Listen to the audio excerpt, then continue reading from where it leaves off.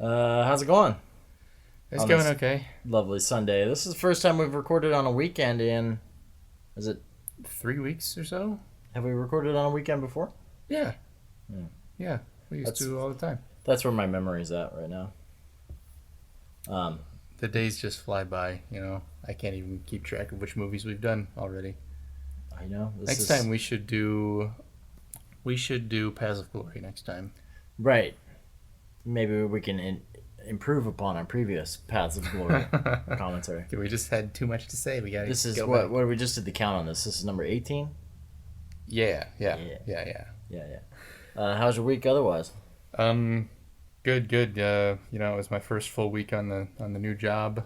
Yeah, Things are going well. excellent. Not feeling overwhelmed or anything. No, not yet. Pretty much picked it up and It's a good show because while it is an effects heavy show, Mhm. we have a VFX editor doing it. on staff dealing with all that crap. Yeah. And all the effects I've done on other shows, I've had to deal with myself and like the associate producer, and that's never a fun time. Now, is the VFX editor brand new also? Because I seem to remember you were saying that the same job had that VFX editor job available when you were applying. I haven't really discovered his background at all. I'm sure he's done. But it I mean, before. is he starting at the same time Oh yeah, he's been there. and he's figured it out? Okay, Yeah. cool. That's always good. Yeah, so it kind of takes a lot off my shoulders, which Yeah. I'm always happy about. Yeah. It's not like they pay me any less for doing less. Sometimes brain not work good. Good work, Brain. Brain, good work. What are we watching today? It's your choice. So, what'd you bring for us? Well, we always choose together somewhat. There's always Sort a of. discussion. We There's back and basically, forth. yeah, Yeah, okay, but we we settled. bring like 5 or 6, anywhere from 3 movies. Well, sometimes, occasionally, just one, and it's forced upon someone. Right. Usually, that's me forcing a movie upon you. Usually, it's 3 movies to 5 movies, maybe 6. Yeah. Well, today we chose The Long Goodbye, a Robert Altman movie. Is it Altman? Yeah. So Yeah. we're hitting a lot of big directors lately. Robert Altman, Oliver Stone, Stanley Kubrick. Yeah. And, We're gonna need- whoever did- next time we do a second of their movies, we're gonna have to figure out something to talk about. Yeah. And whoever the fuck did Grandma's Boy. Right. He finds himself in the company of... I don't feel like we even Greatness. mentioned his name. I don't think I know it. Nicholas Goosen? Gusen? Gossen? Is there an umlaut in that name? No. Gusen? I think it was just Gausen. Who knows? It doesn't matter anymore because we're not talking about because it's that been movie. 10 years after and he still hasn't made another movie. Well, maybe. No, this would be... Allegedly. We've done several movies that I would consider noir. Yeah. Like Cast a Deadly Spell, definitely noir. This one is sort of an update on noir, and we also did Things to Do in Denver When You're Dead, which is a modern 90s kind of film noir. Long Goodbye is in the 70s, right? Long Goodbye was made in the 70s. It's a... shoot, I forgot the character's name. Philip Marlowe. There's a couple of those old detective characters. I was getting confused. Philip Marlowe of, like, He wrote it. The Big Sleep. Yeah. Humphrey Bogart made him famous. Mm-hmm. Did he write this? Who? Philip Marlowe. That's a character. Oh. Which is... Wait, so this is in a series. I mean, I know This I've heard is that name before. Raymond Chandler is the writer that invented Philip Marlowe. Oh. Raymond Okay. Chandler. And he's done a whole mess of stuff way back in the day. I mean, he was sort of like a... He came from that era when people were paid by the word, so they just kind of like kept on writing. They weren't even concerned. That was a thing? I think they got paid. Yeah, like if the more they could write, the more they got paid. Oh my fuck. Dude. Well, when I because wrote magazines and AKA newspapers. Life, that was 267 pages. Yeah. I would be a fucking millionaire. Yeah. I think at the time it was just a matter of they had to fill their magazines with something. And of course they had editors who would read it all and kind of like gauge the quality, of Yeah. course.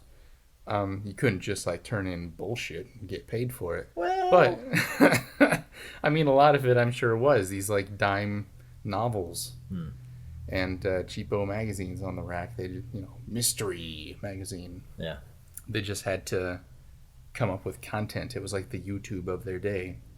What I've definitely heard of this movie, and I've been aware of it mostly because the main character I've heard is similar to our friend Scott Jackson. Well, he looks a lot like him from the cover. I seem to remember somebody saying that, and just the way he kind of acts. But I mean, I feel like I've seen one scene from this movie, and it was like in a beach house, maybe. But I don't remember anything other than the fact that there was a scene on the beach house. Did you find that he behaved like Scott Jackson in that scene? Saw him say like one line of dialogue. And I couldn't really. He's not a man of many words in the movie. What made you pick this movie in particular? It's just one that I guess I want to watch it with you, and maybe you can help me figure out if I actually like this movie. Okay. Because I have liked it a lot in the past, and I've recommended it to people, and they always return it and they go, "Man, I didn't understand what was happening in this movie." Interesting. And I feel like it might. Is that just an effect of the 70s? Because those movies at the time, like, they weren't experimental, but they certainly were very long-winded in cases where that style is just not. There are some moments of this movie that really feel very 70s. I think it's more a product of the typical 40s noir novel where the plot is totally convoluted. They start at point A and they have to get all the way to Z before coming back to point B to make it all make sense. Interesting. Yeah. So I'm going to be paying attention a lot to the movie right now. So when's the last time you watched it? It's been 5 years maybe. I haven't owned it that long really. Yeah. But it's apparently a movie that can be very confusing, and I guess I would be hard pressed to explain the plot to you right now. I don't remember enough of it. Right. But there's murder, there's money. Still got to give our one listener a chance to potentially watch it before we talk about it. I guess, like in the next, while you play the trailer. Lance, you got 2 minutes. Just watch it in 50x speed. And go. All right, should we just put it on? Yeah, let's go. All right. Hey, Mrs. Wade.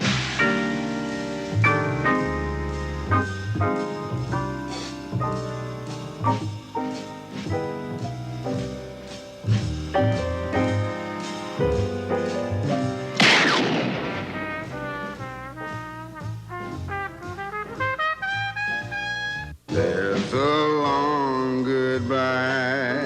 Your name, Marlo? No, my name is Sidney Jenkins. Come on, let's go inside, Marlo. We want to talk to you. Oh, is this where I'm supposed to say, what is all this about? And he says, shut up, I asked the question. Yeah, that's right. And it happens every day. Right profile. Sit down. Sit down. What the hell are you doing here? That's right. I'm getting ready to sing Swanee. Swanee, how I love you, how you love you. Al Jolson. When some passerby invites your eye to come her way. There'll be a lot of people looking for me as a result of my lovely wife. Finn was a murderer, he murdered his wife. That's a lie. I know he didn't kill her. He I'll couldn't tell you kill something else. anybody. It's a minor crime, a misdemeanor to kill your wife. The major crime is he stole my money. Your friend stole my money, and the penalty for that is capital punishment. Even as she smiles a quick hello, you let her go. I like your face, too. Could you find my husband for me, please, Mr. Mahler? You let the moment fly. I'm a man cannot stand confinement. Who the hell are you? Well, I'm this here private investigator who was sent here this afternoon to find you. Did you come here to see me or my wife? It's not his business. Write the check, Roger. What check? Write the check, Roger. Whoa. Lady, you turn your head. You know you said a long goodbye. You'll never learn. You're a born loser. What do you think, Mabel? Ow! If you have any trouble, I'll back you up. I have fresh evidence now for you to reopen the Terry Lennox case. You ever think about suicide, Marlboro? Me? I don't believe in it. Goodbye. Don't you try to be nice to me now. I'm leaving, and it's goodbye. I ain't running after you in the rain when you're catching a plane. No more. Goodbye, goodbye, goodbye. I'm through this time. And So, how many Altman movies have you seen? Let's see. Let's think of the big ones that I haven't seen. I haven't seen The Player. I've seen Prairie Home Companion. I've seen this one. I've seen MASH. Shit. Did he make a movie called California Split or something? Maybe. With Elliott Gould and George Siegel. I've seen that one. Even if it's not called that. I can't remember the title now. Okay. Seen Nashville. You have. I have. And it took me 2 viewings to really, like, get it. Enjoy it? Yeah. And even then, I wouldn't say I'm, like, a huge fan. I've only seen a handful. Oh, Gosford Park. Okay. Again, okay. I don't know why it was such a big deal at the time. Mm-hmm. That was up for all these awards. I've only known a few people that listed Gosford Park as, like, a great, great movie that they could just put on in the background and just say, this is perfect. I don't know anybody. I've never actually seen it. I've only seen parts of it. But I don't know. I guess the appeal for a lot of people is that, I mean, his style is clear as day. Yes. And do you think it's a film nerd thing where somebody can go like, oh, yes, I'm a big Altman fan. Nah, you know. I mean, I suppose. I think it's noses. more of I think it is another case of actors preferring him more than other filmmakers. I see. Even though, you know, some people have said, like, Nashville, oh my God, when I saw that, you know, I had, maybe it's actors who said, like, when they saw Nashville, it changed their lives. But I feel like I've heard specific directors say that too. Well, it does. He does allow for natural performances by encouraging everybody to talk at the same time. Yeah. So it feels a little bit chaotic, but it might feel a little more real in certain circumstances. I feel like it's like hyper reality, like, you know, because it seems like, yeah, we were talking about that during the movie. Like he's presenting movies in a way where I'm sure he says to everyone, you know, dialogue happens naturally amongst different people in the crowd. You know, let's just have everyone reading their dialogue at the same time, and then we're gonna, with sound mixing, we'll kind of determine who we're focused on and the camera. Yeah. At this time, were like wireless lav microphones a thing? Did they have those? Yeah, I think so. I would hope so. I mean, there's a huge amount of ADR in this movie. It's really apparent. Just the amount that Philip Marlowe was mumbling to himself, I'm sure that was all looped after the fact. But in those crowd scenes, man, if there was just a guy with a boom, he wouldn't know where to fucking go. Well, they may also... I feel like I remember hearing that, like, the soundboard for these was just massive. Like, on the player, you know, there's one scene where it's like they're outside at, like, poolside or something, and there's this huge party going on. The camera's just, like, parked on the outside by the pool, and it's looking up inside of the house, and it's following people through the house that are having conversations. Then it kind of comes down to somebody at the pool having a conversation. So all those people have to be mic'd. It's like it's kind of like the old days of Hollywood. I think they just planted mics everywhere. Yeah, it doesn't necessarily have to be on them, but it has to be around them. If they're walking and talking, I'm sure it's on them. You know, it's not like... Or one of the extras also walking in the same place as pointing something. Yeah, right. Walking by with a mic. So, but to me, it creates... At the same time, it's like, whereas other movies that may take the exact opposite approach and they just have people saying dialogue as it is on the page and we're focused on them as they're saying it, or through editing or not, for whatever reason. But it's like he's fighting that, and we were looking at his Altman's IMDb page, and it basically just showed, you know, he started in television in like the mid-50s, and so at this point he had already been making movies for 20 years, or TV for 20 years, basically. Yeah. Some movies. And he had made MASH, the movie, before this. He had made MASH, and that MASH inspired the show, correct? Yeah. It wasn't the other way around. I don't know. Fuck if I know. I'm not alive back in the 70s. The laugh track was introduced on the show. That was not part of the movie. Really? It's an interesting style. I think he takes it too far sometimes because you're right. It's a little chaotic. Mm-hmm. It's a little not. It's chaotic in the sense that Woody Allen's movies are neurotic. I mean, I can point out a scene in this movie. Marlowe has been arrested, and we are seeing him through the window from the interrogation room, like from the cop's side. And I'm trying to listen to what the interrogation is about in there, but it's just really a cop kind of poking fun at Marlowe and vice versa. Yeah. But instead of listening to the interrogation, we're listening to like the police detective and some sergeant or something take jabs at each other on this side of the window. So there are literally two conversations happening at one time. And I can't tell if either one of them was even important to be hearing. So it was just kind of like, oh yeah, we're going to do this just to throw it on the screen. I mean, I would say no. Yeah. Yeah. Like and maybe that's his genius, is that he's telling stories without telling a story. You know, he's just trying to throw you as a spectator in these scenes and just be like, which conversation are you listening to at this time? Mm-hmm. And to varying degrees of success with this movie, like, we had a lot of moments where we're like, wait, so what's going on here? What's going on here? Like, there are a lot of names to keep track of, but that is... I didn't find it as confusing. Of course, I forgot at one point we were talking about this $5,000 bill that shows up in the movie. Yeah, back when they had you got a $5,000 close up bills. and everything, and then you said, well, I forgot where'd that come from? Where it came from. Like, I mean, sometimes I'll tend to watch movies, unfortunately, from like a filmmaker perspective, and so I tend to zone out and think about other things. In this movie in particular, you're being bombarded with a lot of stuff. Yeah. And you're not sure how much of that stuff is actually worth hanging on to. I enjoyed the movie. I struggled a little bit in the middle there, just because it's like, it's so it's like, just fucking get on with it. Sometimes you just want to just screaming and be like, okay, all right, let's just move to the next scene. Can we have a swoosh pan or something? like, and of course, Robert Altman's never going to give you that. No.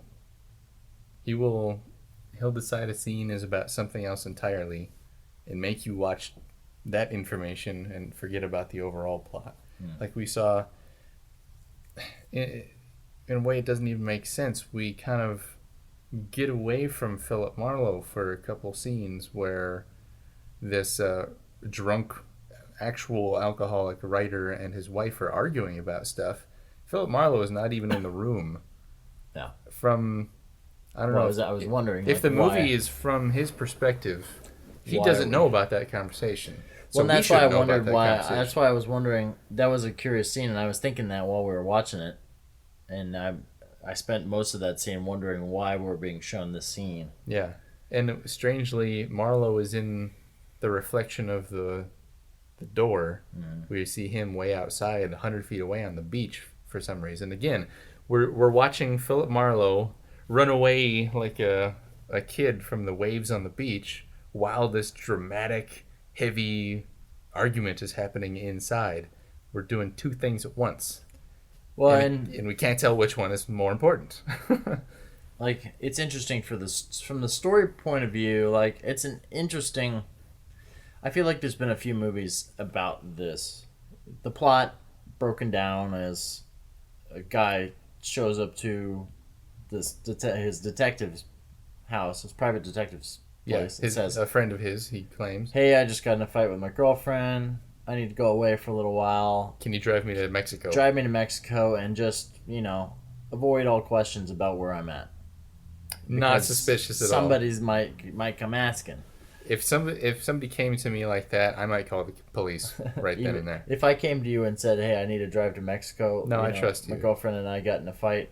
They may come and ask some questions about her. If you had scratches on your face the way this guy did, I might have to ask you for more information. Anyway, it's an interesting setup. Yeah. Of course, he goes away.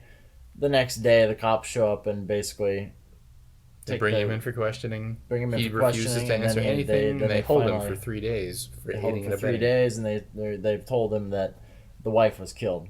Yeah. And they assume it's this guy who came to get the ride. Mm-hmm. But then 3 days later, they find that the guy has committed suicide in Mexico. Yeah. So they close the case. And they let Marlowe go. He's got no information that they need anymore. Problem is that the guy had $300,000 of $355,000 of a gangster's money, and he brought that down to Mexico with him. And of course, the gangster knows that what's his name drove him down there somehow. Probably through the cops, maybe. I don't know. Maybe. And so he says, "Okay, I want you to find my money then, since the onus is on you now to find this money." Yeah, and this Lennox guy, Marlowe's friend, he was supposed to have the money. He was supposed to deliver it in Mexico City, and it never showed up. Right. So presumably somewhere in between there, somebody killed him, took the money. That's the presumption through the movie. Yeah.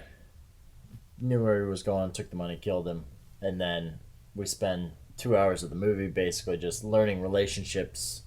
Who knows little who? plot lines, but it's not really... Nothing's absolutely clear, which I find with the other movies you kind of mentioned, like the Private Dick movies, where they always kind of are the wisecracking guys.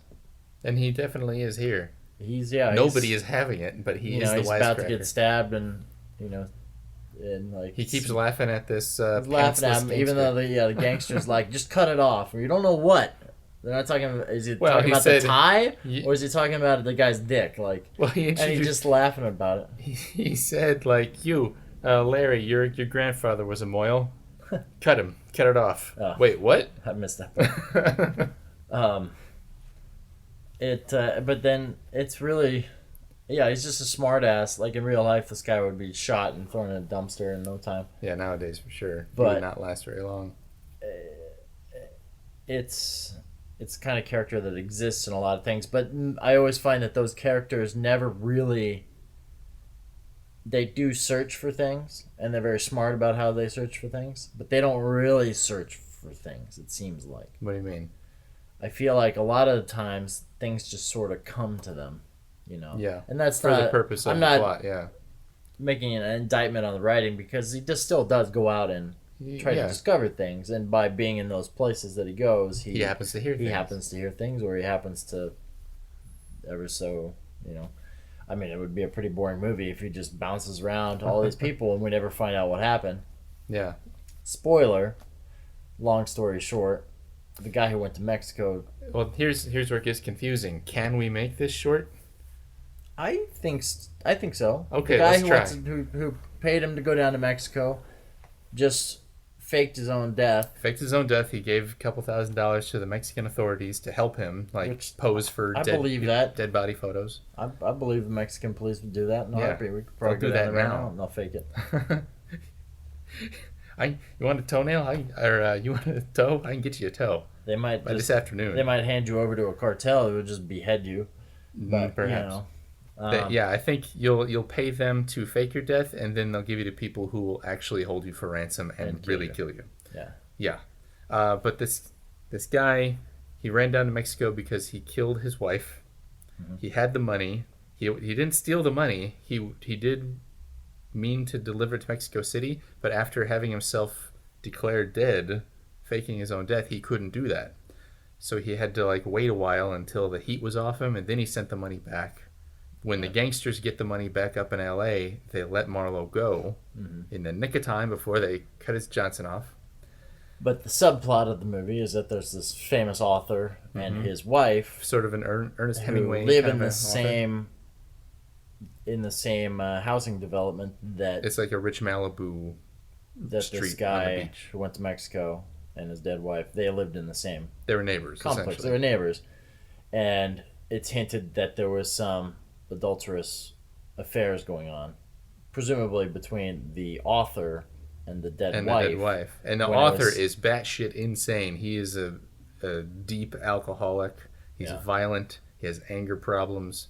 He's just crazy. Like the first time we see him, he's in a weird psychiatric. Played by the guy you said from Dr. Strangelove, the general who kind of tries to start World War III because of our precious bodily fluids. Sterling Hayden.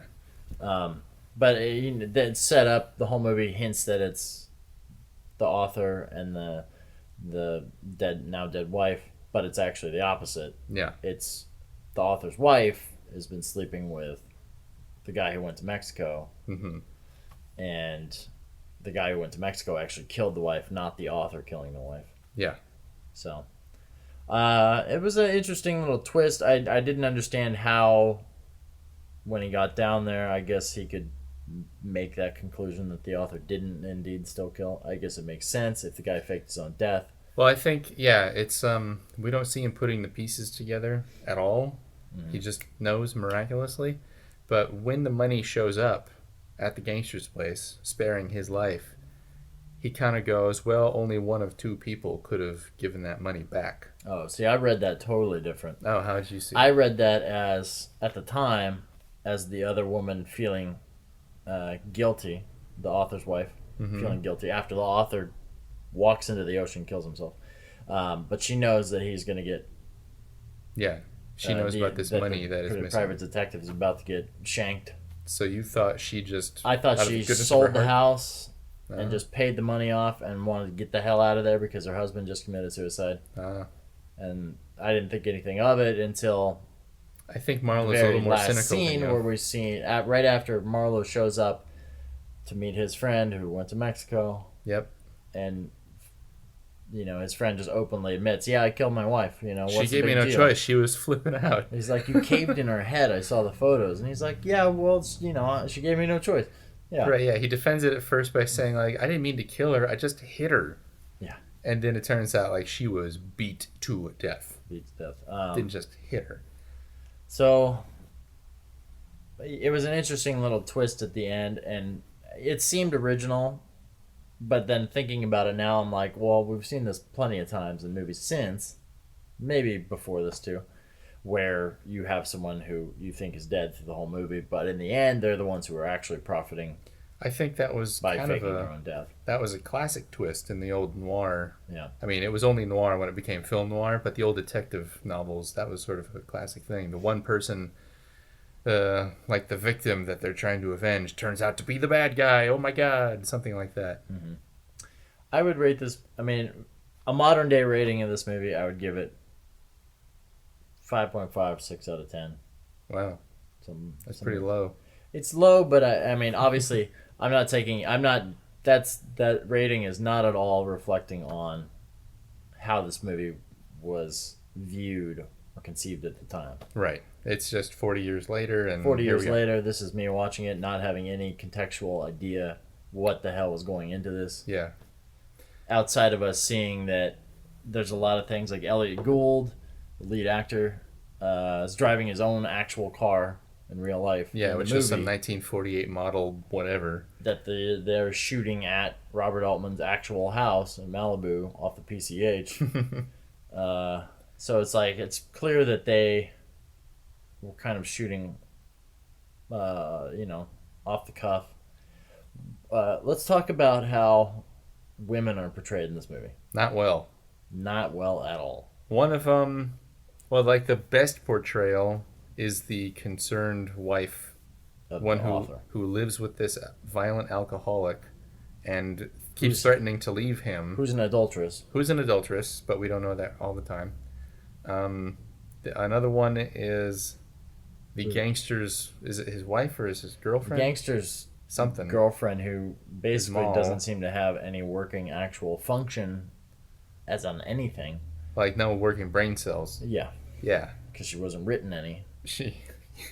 She's in the background of the scene, and the gangster just goes like, hey, Joanne, we're going to go upstairs and talk to this man. Just, you can turn on the radio. Just stay down here. Yeah. And she goes, okay, and just stays down there. For a little while until she comes up and something bad happens. Yeah.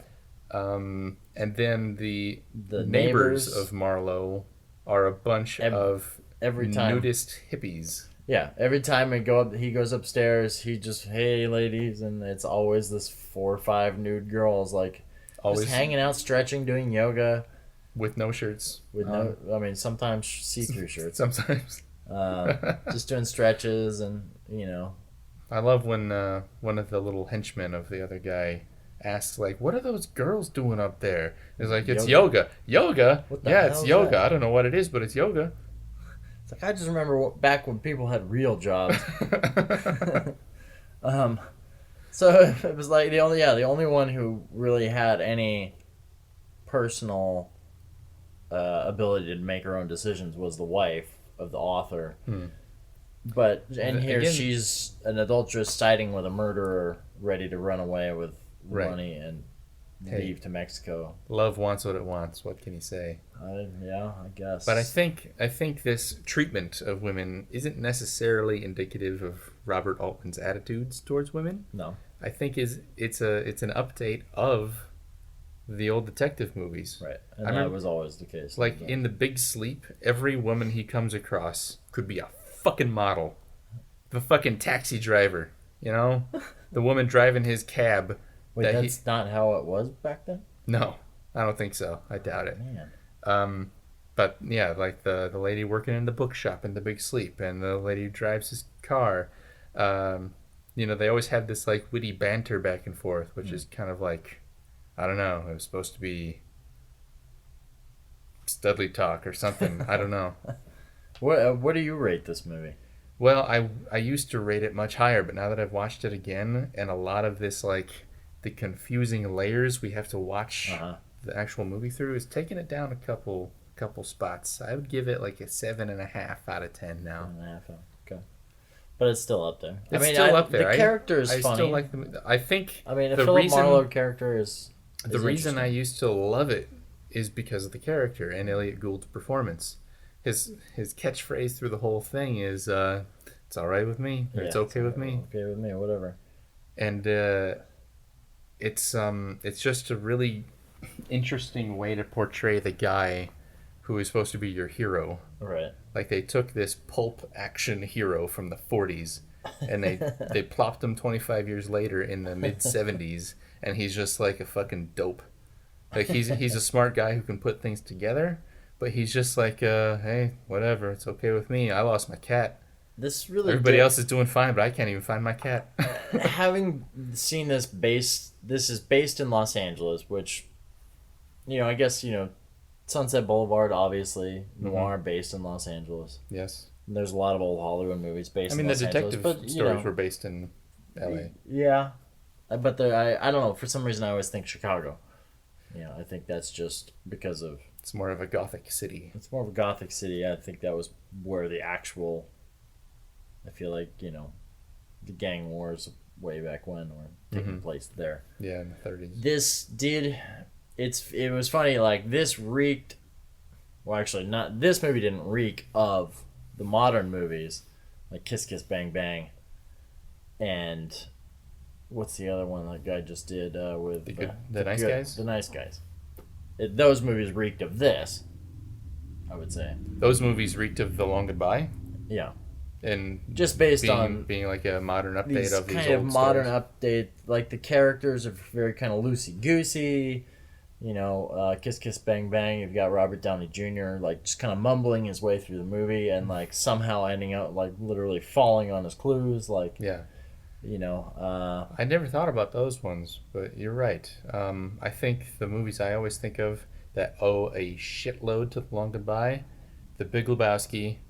And in turn, Inherent Vice. Just because it's in Malibu?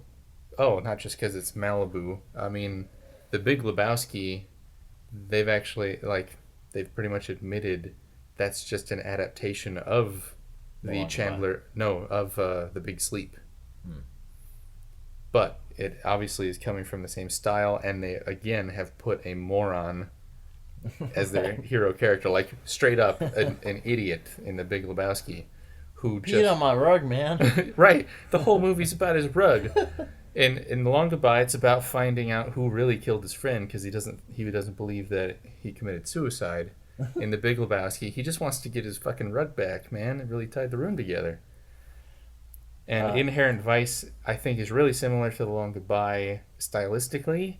And in the fact that I could not keep track of what the fuck was going on sometimes in Inherent Vice. It all ends up in... I've never actually seen Inherent Vice, so... Okay, I wouldn't rush. You don't have to rush. Paul Thomas Anderson, since we'll have a mini Paul P.T. Anderson. Not Paul W.S. Anderson. No.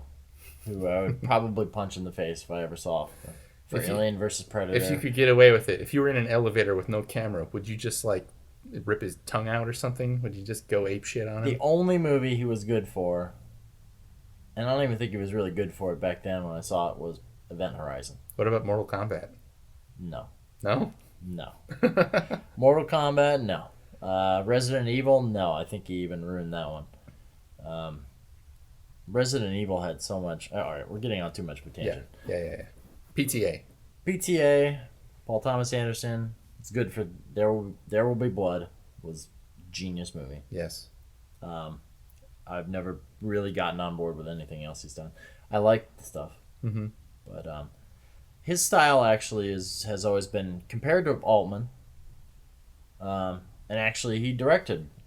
He did a lot of second unit directing on. Yeah, he was sort of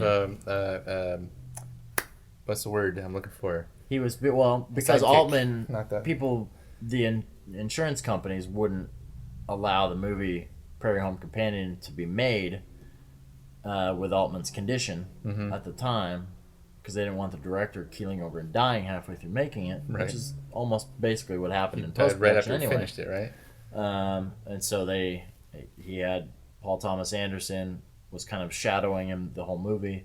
He was like the directed some waiting in the wings. And their styles are kind of similar. Paul Thomas Anderson's more cinematic in the sense of he does a lot of like giving fluid you actual shots that kind of like he's not.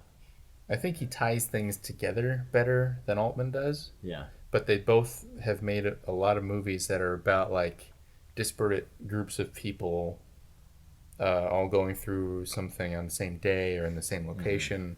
Like Shortcuts is that. I think Pret-a-Porter is that in the fashion industry. So yeah, there's definitely a similarity there. Yeah, I don't know if I have much else to say about this. I would say it's an interesting thing. I'd certainly for the 70s. I love 70s films. They're so strange and weird. And especially 72 when this was made, like that was kind of a dark period in Hollywood. Well, everything was. It was transitional, you know. Everybody was going out of business. And we could talk about the interesting cameos and segue in here. There was the mention of, I'll just phone up Reagan. Oh yeah, he's angry at the cop. And he's like, I'm gonna have your job and I'll phone up Reagan. You're gonna be selling bus tickets. Yeah, and Reagan, of course, was not president in 72. He was the governor. He was of the California. Governor. Yeah. And then cut to a scene where you had Arnold Schwarzenegger doing a cameo. Yeah. As one of the a mustachioed Schwarzenegger. Yeah, and he was with big giant tits too. big giant man tits. Big old globes 1972 Arnold Schwarzenegger. When was Terminator? 82? I think it was 81. 81? I mean, that it was in there somewhere. It looks pretty old. 82, give or take a year. So 10 years before Terminator, maybe 5 years before Conan. I can't remember when Conan. Yeah, I don't remember Conan. I think, you know what? I think Conan was 1980 and Terminator was 84. Yeah. I could be totally wrong. Well, that sounds about right. Terminator 84. I feel like Aliens was 86, so it would have to be before that. But they hadn't done anything else. They did Terminator, and that's why they got Aliens. I'm not sure if this was Schwarzenegger's first appearance in a U.S. film, because I know his first speaking or his first lead role was Hercules in New York. I mean, I was shocked. I like I said during the movie, I wish you hadn't told me it was in the scene. Sorry, man. Because I would have seen it and just been like, "Wait, what?" Because it put a date and a time on this place on this movie that seemed like rather timeless, and like even though Elliott Gould's in the movie, and I know Elliott Gould from American History X, Ocean's 11 movies, all that, all kinds of stuff, but to see someone like Arnold in the movie way before you expect his career to have started, it had to have been right in the beginning of his career. He was already Mr. Universe, like 3-time Mr. Universe at that point. And I'm sure people, when they saw this movie, they're like, "Oh my god, look at the size of that fucking guy! He's a tank." Like, there was no way that Arnold was not going to be. He was bigger in this than he was in Terminator, I think. This is probably right on the heels of one of his. If he was starting today, he would be the Mountain in Game of Thrones. Yeah, I mean that guy's much taller, I think, but still. But I mean, he certainly looks. But watching him try to act in the scene was kind of like, okay, right. Maybe not. His job was to stand next to Elliott Gould in front of a desk, and he kept on shifting his weight from foot to foot. And I'm like, dude, just hold still, just stop moving. And then at some point, don't ask why, but all the guys had to get naked in the scene, so they skimped down to their skimmies. Their skivvies. Skivvies. I mean, they're kind of skim too. You know. And he was the only one who was like, sure thing, boom, breaks out the guns. It had some good one-liners. It was interesting for a few reasons. I'd be kind of curious to see what a director like Tarantino would do with this kind of a movie. Yeah, his style is very similar to P.T. Anderson in the sense of just letting characters take these long tangents and talk about things. Yeah. But Tarantino's thing is to make constant homage references to other movies. Mm-hmm. I don't know what he would do with this. I mean, I only say that just because I would be curious to see someone take this on that had more of a sense of pacing. Yeah. Yeah. And really, I mean, like you said, I think you kind of nailed it when you said Big Lebowski, because that was all about someone who was missing. Right. And then it turns out at the end, they're fine in the end. Right. I mean, Walter in the Big Lebowski even says... Spoiler. Or no, the dude says early on, like, I don't know, man, maybe she kidnapped herself.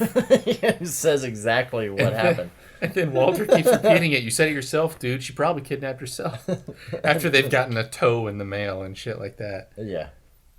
And so... Yeah, I think the Big Lebowski wouldn't exist without this movie. I think. This I think, I mean, it doesn't need a reboot, because I feel like there's been 40 other movies that have rebooted this exact story. Mm-hmm. Basically, you don't need anything new. I guess the only thing I gotta add is another big reason I like the movie still. I've kind of took a couple points off because of the Altman-ness of it all. But the reason I still like it, beyond the character of Philip Marlowe, is that it's such an interesting peek at the same character of Philip Marlowe from the 40s, just dropped into the 70s, and that was very deliberate. There's a documentary on the disc about that, where it's called Rip Van Marlowe, and I pointed out at the beginning, the first scene is Marlowe asleep.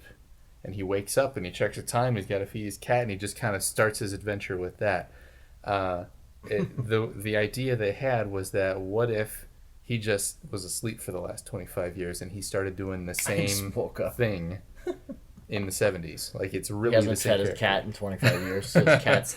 They found the most apeshit cat on the planet, by the way, which was like bouncing all over the fucking scene. It was either the Whiskas or the Friskies cat. I'm sure this would have been a PR nightmare if this came out now, because PETA would have been all over this movie. You couldn't feed that cat for like a week to get him to like jump around. I'm sure that house is probably just like covered in catnip. It doesn't even take that long. They'll be bugging you after like 8 hours. The cat was like leaping off the tables, like onto the guy, onto his shoulder and everything. Yeah, like how in the hell did they get this cat to do all that stuff? Yeah, but I like this kind of movie in the different eras. Like if they did the same thing in the 60s. We had things like in like Flint, right, where everything was like a comedy and ridiculous, almost like what Austin Powers has parodied.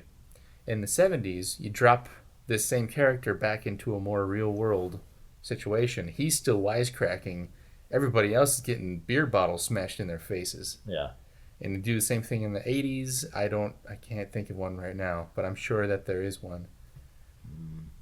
But it's I just like to see how the rules of the day kind of apply to these old characters, because they are archetypical, right? Archetypal, whatever the word is. Yeah. One other thing we should discuss at least a little bit: the score. Okay. John Williams. It's one song. Did him and somebody else he was credited wrote one song called "The Long Goodbye," and it has words, it has lyrics, and it was not good. But then we hear the same tune throughout the movie in variations in different forms. Like when he goes to Mexico, it sounds like a mariachi band or whatever is playing the song. When it's on the radio, it's somebody crooning it. People play it on a piano in a bar. Mm-hmm. People are singing it at a party all together. but it's the same song. Same song. And I wonder why they did that. Were they just trying to be funny? And it's not exactly City of Stars from La La Land. Yeah, I couldn't hum it to you right now. It was just kind of blah. Yeah. Yeah. I mean, I don't know. That's a pretty good note to end it on because that's kind of how the movie as a whole kind of comes across. 70s movies, though, always kind of had that kind of tone. Mm-hmm. Some are really hard to watch. Some, because it was like you got to imagine yourself going to a cheap 50-cent theater, in some area, dilapidated area of, like, say, New York City, sitting down and watching this movie. And probably not hearing the sound anyway. You're just hearing the projection, like, clatter. It was and like Hollywood was kind of struggling at the time. That's when Fox failed and had to sell half their lot. I can only say the industry was struggling to stay afloat. It's a funny movie, but it's hard to classify it as a comedy because it never totally finds the tone is not consistent, I guess. Mm-hmm. It never builds any intensity. You never really feel like you care about what's going to happen to anybody in the movie because it's always trying to be funny. Yeah. Well, at least Philip Marlowe is. And you don't worry that he's going to have anything bad happen to him because he's not worried. Right. You never see him sweat except for the moment. Even when the gangster's bashing in his own girlfriend's face with a bottle. Right. He seems surprised, but not worried or that's afraid. Fucked up. Yeah. Anyway, I still recommend the movie, especially if you like detective stories and you want to see it in a different era. I would agree with that. Like, if you like the Philip Marlowe type characters, who I was aware of the name, but I wasn't. The lone hero. Yeah, the lone hero, the detective. Oh, that's another quirk of his character. He's always mumbling to himself because he doesn't have any friends. He can only talk to himself. His only friends are the neighbors next door who are always naked, and half the time they're not even present because they're so stoned out of whatever. They're not really friends. They're just sort of neighbors. They're eye candy for the director and all the crew members. What a casting call that must have been. Anyway. All right. Let's get out of here. Yep. Bye. Adios.